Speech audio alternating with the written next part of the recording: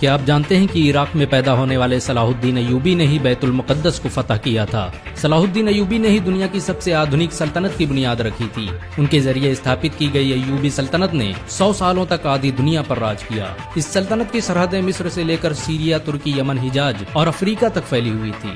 Salahuddin Ayyubi दुनिया का पहला हुक्मरान था जिसने सबसे ज्यादा अस्पतालों और स्कूलों का निर्माण करवाया। उनके जरिए बनाए गए अस्पतालों में दुनिया के सबसे बेहतरीन डॉक्टर काम करते थे। आपको ये जानकर शायद हैरानी हो कि दुनिया का पहला शिक्षा बजट सलाहुद्दीन अय्यूबी ने ही पेश किया था। उन्होंने छात्रों के रहने के लिए हॉस्टल और कैंटीन बनाने की जिस परंपरा की शुरुआत की, उसे आज पूरी दुनिया में इस्तेमाल किया जाता है। सलाहुद्दीन अय्यूबी ने कभी जनता का पैसा खुद पर खर्च नहीं किया, यहाँ तक कि उन्होंने अपनी जिंदगी में कभी रेशमी कपड़े नहीं पहने। इतनी बड़ी सल्तनत का मालिक होने के बावजूद सुल्तान सलाहुद्दीन अय्यूबी ने अपनी पूरी जिंदगी एक टेंट में गुजार दी। सुल्तान सलाहुद्दीन अय्यूबी को इतिहास का सबसे न्यायप्रिय बादशाह कहा जाता है। उनके दरबार में हर इंसान को आने की इजाजत थी। सलाहुद्दीन अय्यूबी ने सप्ताह में 2 बार जनता दरबार लगाने की जिस परंपरा की शुरुआत की, उसे आज बहुत से देशों में इस्तेमाल किया जाता है। सलाहुद्दीन अय्यूबी की इंसाफ पसंदी का ये आलम था कि यहूदी और ईसाई भी अपने फैसलों के लिए उनके दरबार आते थे।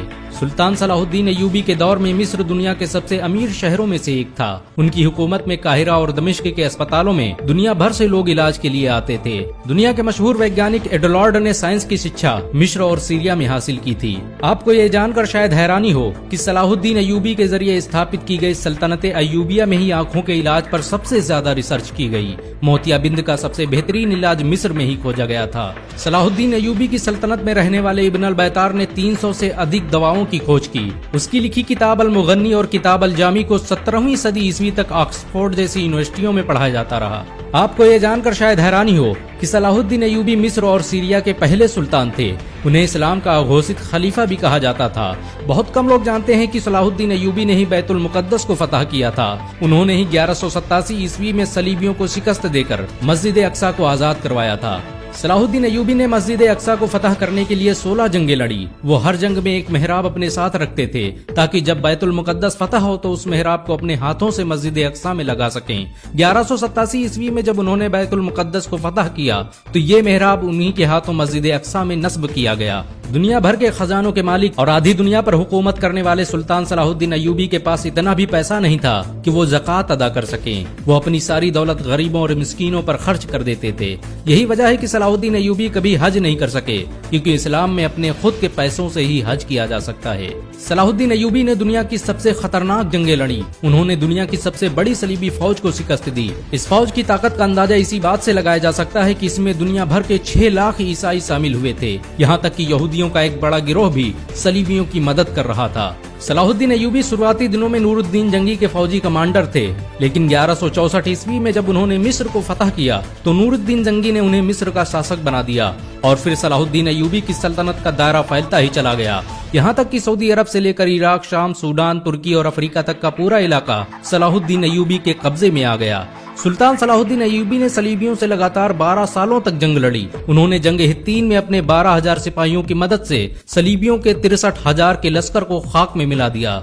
सलाहुद्दीन अय्यूबी की इंसाफ पसंदी के दुश्मन भी कायल थे। उन्होंने बैतुल मुक़द्दस को फतह करते ही ईसाइयों और यहूदियों के लिए माफी का ऐलान कर दिया। उन्होंने ईसाइयों को न सिर्फ बैतुल मुक़द्दस की जियारत की इजाजत दी, बल्कि उनके लिए खाने पीने और रहने तक का इंतजाम किया। सलाहुद्दीन अय्यूबी के इस इखलाक से यहूदी और ईसाई इतना प्रभावित हुए कि उन्होंने इस्लाम कबूल कर लिया।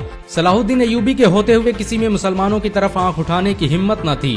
यरूशलेम के बादशाह के भाई ने जब मुस्लिम हाजियों के काफिलों को लूटा तो सुल्तान सलाहुद्दीन अय्यूबी ने उसे सरेआम कत्ल कर दिया। सलाहुद्दीन अय्यूबी के जरिए आजाद करवाए गए बैतुल मुक़द्दस पर मुसलमानों ने 750 साल हुकूमत की, लेकिन 1948 में अमेरिका, ब्रिटेन और फ्रांस ने मिलकर फिलिस्तीन में एक यहूदी देश इजराइल की स्थापना कर दी और बैतुल मुक़द्दस के आधे हिस्से पर यहूदियों ने कब्जा कर लिया। 1967 में होने वाली अरब और इजराइल जंग में बाकी हिस्सा भी यहूदियों के कब्जे में चला गया। बैतुल मुक़द्दस मुसलमानों का क़िबला अव्वल था। मुसलमान पहले इसी की तरफ मुंह करके नमाज पढ़ते थे। हजरत मोहम्मद सल्लल्लाहु अलैहि वसल्लम ने यहीं से मेराज का सफर तय किया था और मस्जिद अक्सा में ही तमाम नबियों की इमामत की थी। सलाहुद्दीन अय्यूबी ने अपनी पूरी जिंदगी मैदान जंग में गुजार दी। उन्होंने 100 से अधिक जंगें लड़ी और ज्यादातर में फतह हासिल की। बहुत कम लोग जानते हैं कि सलाहुद्दीन अय्यूबी हाफिज कुरान भी थे। उन्होंने मात्र 15 साल की उम्र में ही कुरान हिफ्ज कर लिया था। सलाहुद्दीन अय्यूबी इराक के शहर तकरीत में पैदा हुए थे। ये वही शहर था जहां बाद में सद्दाम हुसैन जैसा शेर पैदा हुआ। सलाहुद्दीन अय्यूबी को इस्लामी इतिहास का हीरो कहा जाता है। मुसलमान सलाहुद्दीन अय्यूबी को आज भी इज्जत की नजरों से देखते हैं। अगर एक मुसलमान होने के नाते आपको गर्व महसूस हुआ हो तो इस वीडियो को लाइक और शेयर जरूर करें। ऐसी और वीडियो को देखने के लिए हमारे चैनल को सब्सक्राइब करें।